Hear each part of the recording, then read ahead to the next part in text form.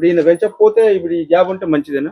Gap అంటే ఆయనకు తక్కువ అవుతుంది కదా, ఒక్క దగ్గర ఉండు కాబట్టి తక్కువ అవుతుంది కదా. అదే వేరే వాళ్ళు అయితేనేమో ఆయనకు తక్కువనే మనకు సంబంధం లేదు, సొంతం అన్న కాబట్టి నీకన్నా ఒక ½ ఇంచ్ ఎక్కువ ఉంటే నీకు మంచిది.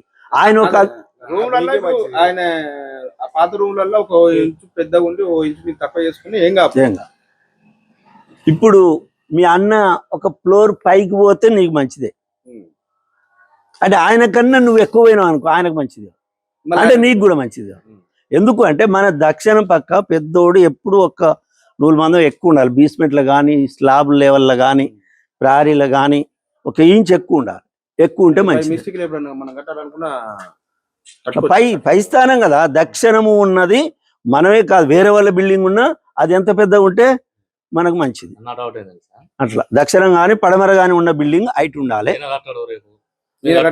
కట్టుకోవచ్చు, దాంట్లో తప్పనేది లేదు. కానీ మనకు బలం ఏదు అంటే మన బలమే మనకు పనిచేస్తుంది.